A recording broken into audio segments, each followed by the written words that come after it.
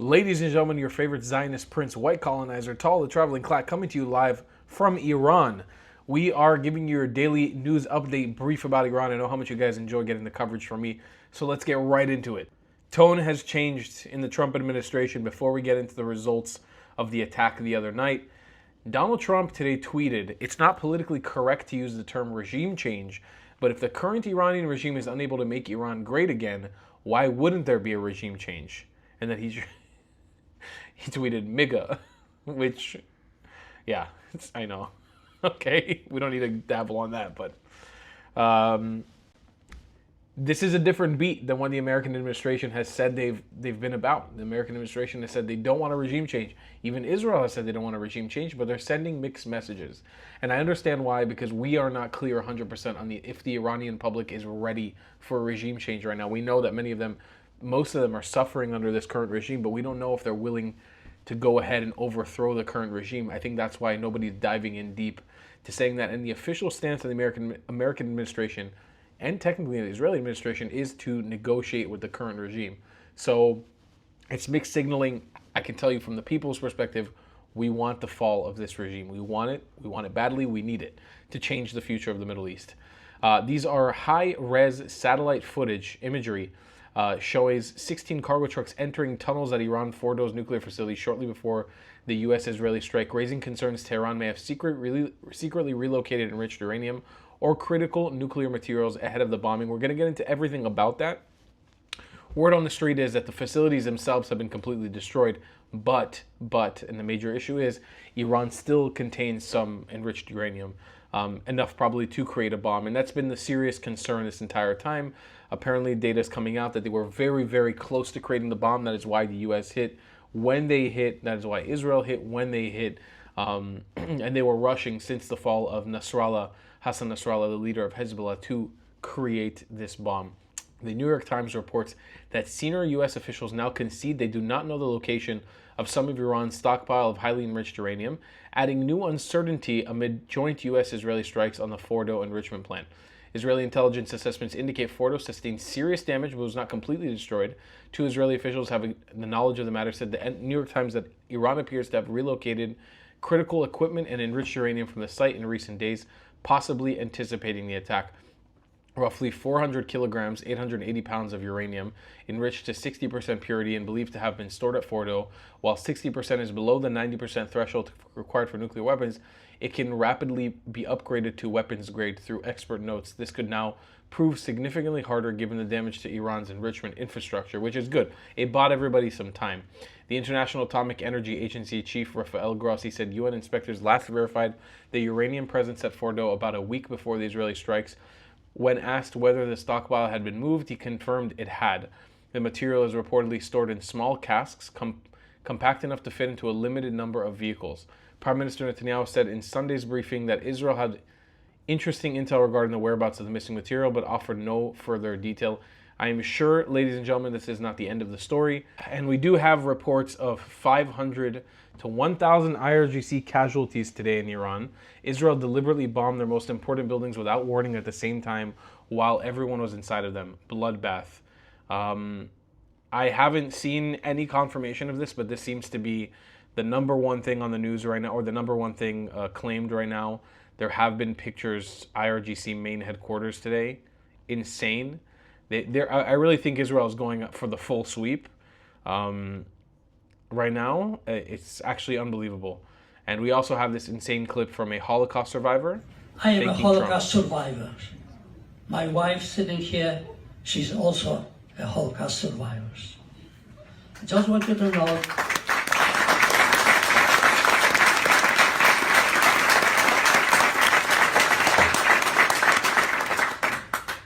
In October of 1943, a group of rabbis came in to see that at that time the Democratic President Roosevelt would tell them what happened in Europe. They should bomb the gas chambers, the crematoriums, and he refused to see them. My mother was murdered in the gas chamber of Auschwitz in 1944. My two sisters were murdered one night in 1945 with 7,000 other girls lined up alongside the Baltic Sea and shot with the machine guns. And the next day was liberation. My wife's mother, they give her a benzene injection to the heart. And then she saw when they were putting her mother on fire to burn her. I believe one thing. If Donald Trump would be at that time a president, he would bomb the gas chambers and the railroad tracks. And the Holocaust would never happen.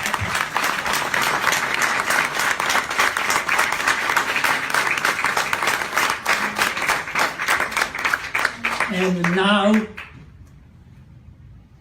Obama and Hillary made a deal with Iran to give them nuclear weapons, to allow them to have it.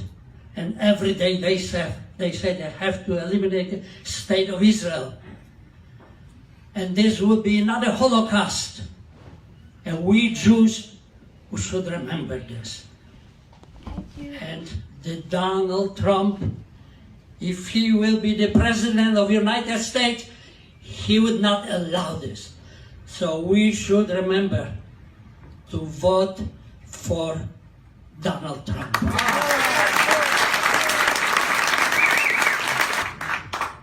So God bless America, and God bless and good health our future president of the United States, Donald Trump. What a beautiful sermon. What a beautiful speech. That's really amazing. And you can see even back then in 2016, Trump was consistent, at least in his propaganda and his messaging, that Iran cannot have a bomb. This is part of his campaign. It's probably part of what he ran on.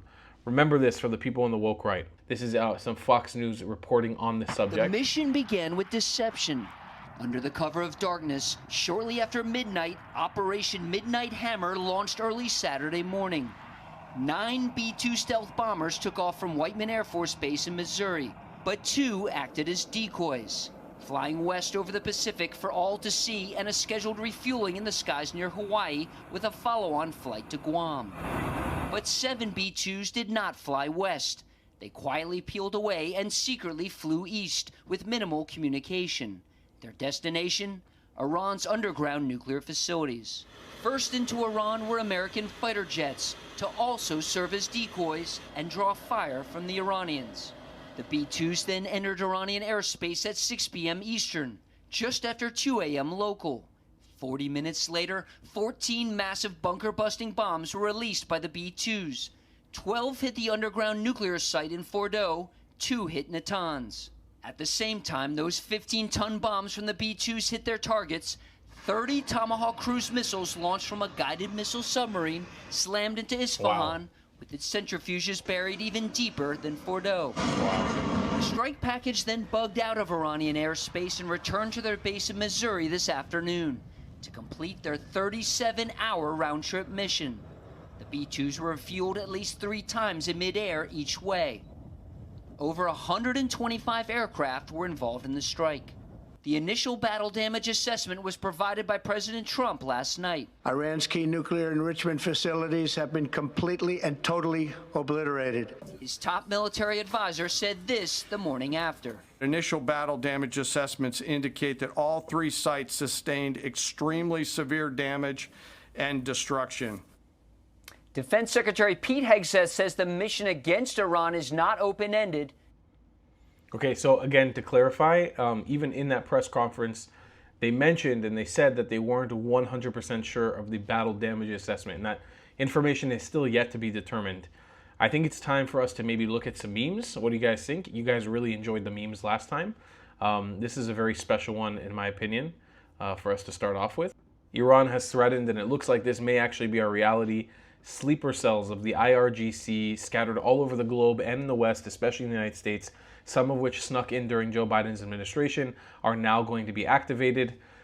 We have 3 of the most powerful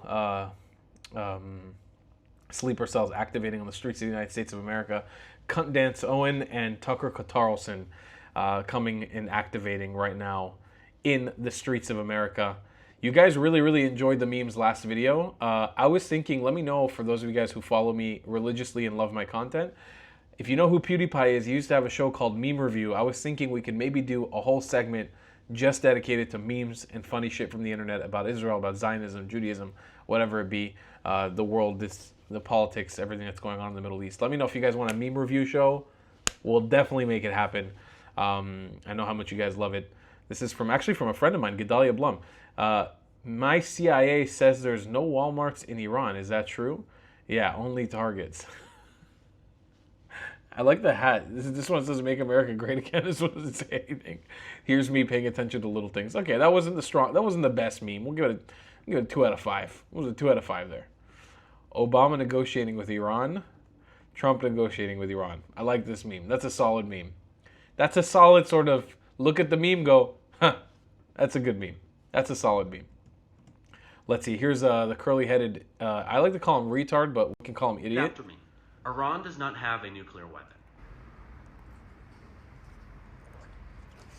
Not anymore, they don't. Solid meme by Mia Talias. I'll give her a 3. We got a 3.5 on that one. Here's another one. Narishkin. I think this is a Russian foreign minister or something. Said that the CIA and the U.S. did not warn him about the strike on Iran.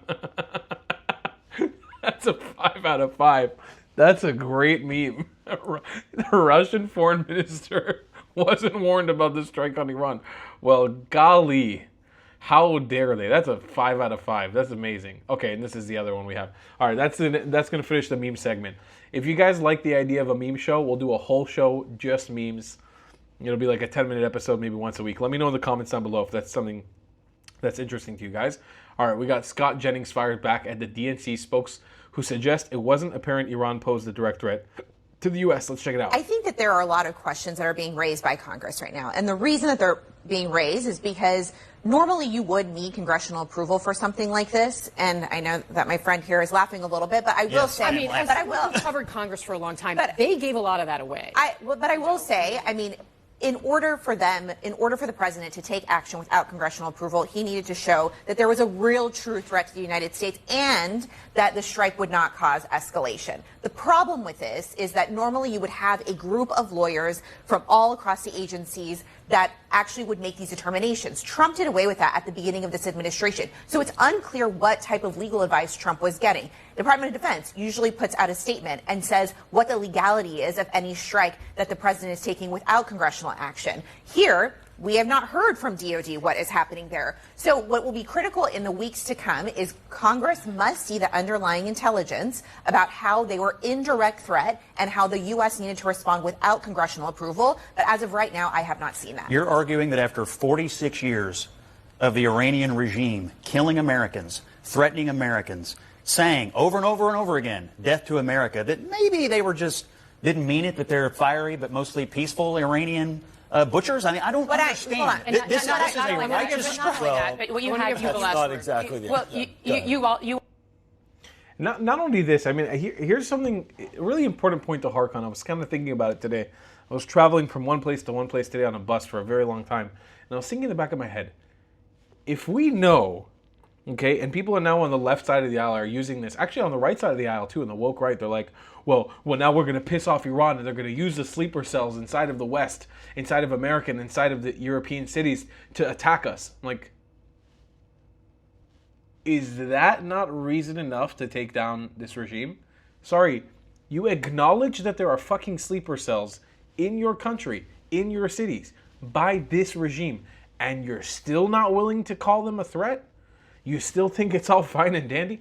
I don't understand. You acknowledge that they have planted sleeper cells in your home to attack you in case something like this happens, and you're still not willing to do anything about it. It's just all still about Israel. This is mind-blowing to me. Breaking: Israel believes attacks by Iran-backed Shiite militias on the U.S. and Israeli targets are now highly likely. We had a first attack of its kind, which is now being blamed as a, a false flag by Israel in Syria, where they killed a suicide bomber blew up in a church yesterday during services on Sunday. And all the comments and all the social media, it's like Israel, false flag, false flag. I'm like, no, this kind of happens in the Muslim world every single day. They murder Christians like this. Usually not a suicide bombing in a church like that. It's not so frequent, but it does happen almost every single day. Justin reports say the courthouse of Tehran's infamous Evin prison, which holds political opponents of the regime, has just been hit. Yeah, Israel targeted apparently this prison in hopes maybe to release people from the opposition of the regime. We know that the Mossad, we know that the U.S. has been in contact with the opposition to the Islamic regime of Iran. Revolutionary Guard Square, located in the city of Karaj, looks like IRG's headquarters no longer exists. I feel so bad for the people. I feel so bad for the people in Iran that have to deal with this, but yes. Okay, this is the most damning and interesting heat up to the situation. For those of you guys who are not aware, I warned yesterday, things are about to heat up. Please be careful, please be aware. Well, we're here. This is happening. Security alerts of alert shelter in place for almost all the U.S. embassies in the Middle East at the moment. Bahrain, Qatar, U.S. Embassy in Qatar has issued a warning to American citizens, urging them to shelter in place until further notice. The intel that I've received so far, and this is coming from sources all over the place, I'm not going to say I'm militarily connected in any way, but through my career now doing this, I've gotten connections with some people who know what the hell they're talking about. I've been told that we're looking at a time frame of the next 48 hours for a serious Iranian retaliation. It looks like it might not be as extreme as we thought it might be, but a larger, more well thought out 9/11 style terrorist attack may be planned for the near future, but not immediate. Now it's going to be immediate, some sort of retaliation against America towards Israel. I mean, there's been rockets coming into Israel every single day nonstop. Luckily, not as many people are getting injured or hurt by them because they're just doing a shit job, but that's the situation we're dealing with. Putin to Iran's foreign minister, I'm glad you're in Moscow today. It gives us a chance to discuss the urgent matters and explore possible solutions to the current situation. Неспровоцированная абсолютно агрессия против Ирана не имеет под собой никаких оснований оправдать, что вы сегодня в Москве. خیلی خوشحالم از اینکه شما امروز در مسکو هستید. Это даст возможность нам обсудить все эти острые темы и вместе подумать над тем о том, как можно было бы выйти из сегодняшней ситуации. و این امر به ما یک فرصت میده که ما بتوانیم بررسی بکنیم چگونه می شود یک راه حلی پیدا شود با هم این کار را You see, now Putin is in hot water because he's got a war he's fighting. All right, he's got a war he's executing on the Ukrainian people right now.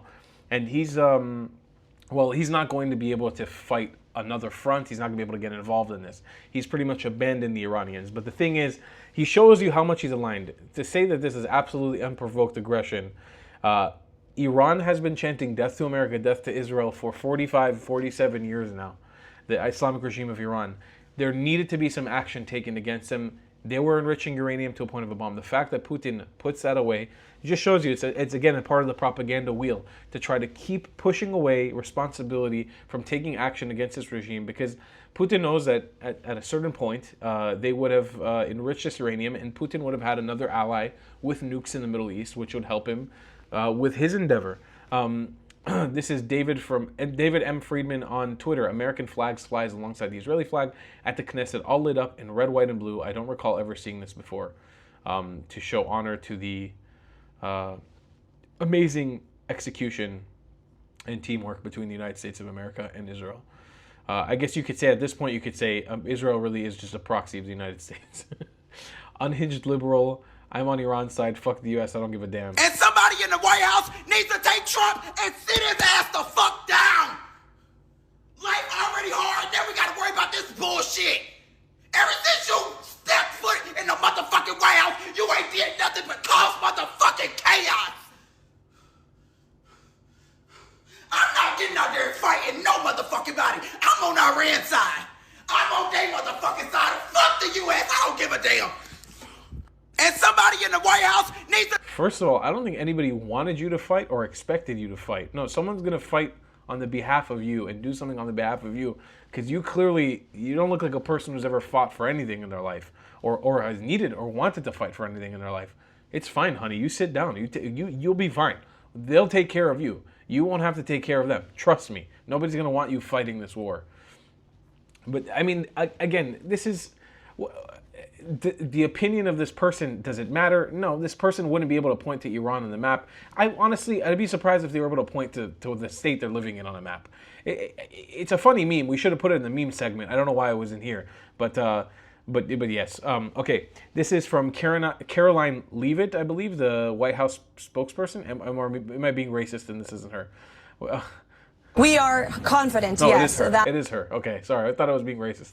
Iran's nuclear sites were completely and totally obliterated, as the president said in his address to the nation on Saturday night. And we have a high degree of confidence that where those strikes took place is where Iran's enriched uranium was stored. The president wouldn't have launched the strikes if we weren't confident in that. So this operation was a resounding success, and administration officials agree with that, as well as Israel. We are confident, yes. We need to make a clarification. I really do believe that Trump's propaganda camp also, they did a great job. But it does look like this isn't a finished story. It's not over. They definitely did not get everything. They definitely didn't get all of the uranium. They definitely some of it has been moved.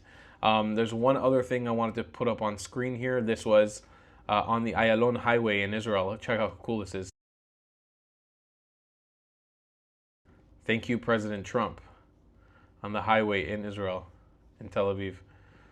So a lot of appreciation on the behest of the Israelis towards President Donald Trump. We're living through a remarkable time. I again want to let everybody know and warn everybody: be prepared, be aware, be attentive, listen to your surroundings and listen to what is going on, because it really is. We're living in a very heated moment right now, and the world is going to flip upside down. I'm not saying World War III. You guys gave me shit. Maybe I didn't enunciate it properly yesterday. I was being sarcastic when I said World War III. We're probably not in World War III. I mean, we may be. I'm not saying it's not possible. We may be entering that arena. We're not there right now. But the world is definitely heating up. Iran is going to be retaliating against the United States, against U.S. citizens, against Israeli citizens, against citizens of the West, anybody who aligns with them. Be careful, be prepared, listen, pay attention to what's going on. This is not a time for complacency. This is a time for you to be aware of your surroundings, and hopefully, God willing, we will get out of this in a better situation. I love you guys long time. Please support my channel. Goodbye, Klats. If you believe in my content and want to support me, just know your help is needed. There's a bunch of great ways to support me, being PayPal, Buy Me a Coffee, or joining my Patreon community down below. Patreon is the best way to support my channel, and you'll get a bunch of cool perks depending on what tier you join. Another great way to support me is by buying my merchandise on thetravelingclat.com. I regularly drop new merch designs like this beautiful hat or this amazing shirt, where you can support the channel and get something cool for yourself. I also have an amazing Discord community with people from all over the world. Thank you so much for your support.